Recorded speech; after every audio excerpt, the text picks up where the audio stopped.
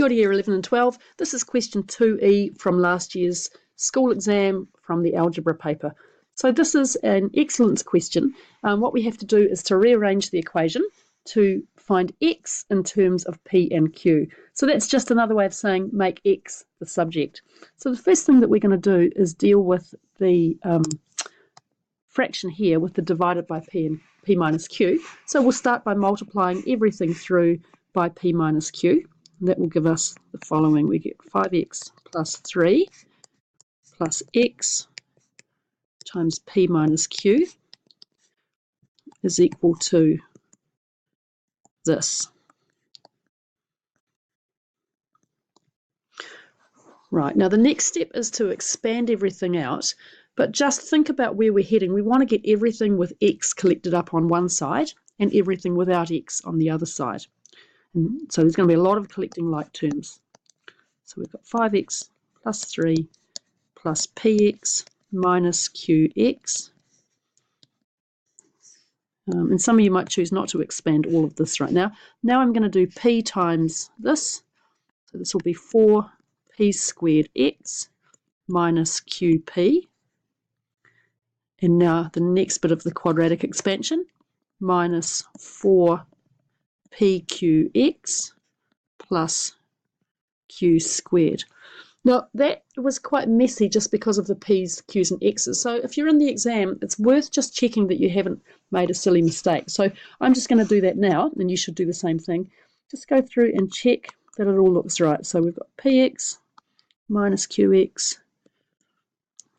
And so it's just a really good habit to get into, to check your algebra as you're going. Okay, so that all looks good. So the next step is to gather up everything with x's in it over here on the left-hand side. So we'll have 5x plus px minus qx. I'm going to subtract this from over here, so minus 4p squared x plus 4pqx. And now I start to deal with all of the constant term. By the constant term, I mean everything without an x in it. So first, let's put down what was already here, negative qp plus q squared. And coming from the left-hand side, we had a plus 3. We need to now subtract that. And again, just pause and check that you haven't missed anything out. Right, so that all looks fine. What we're going to do now is take out a common factor of x as follows.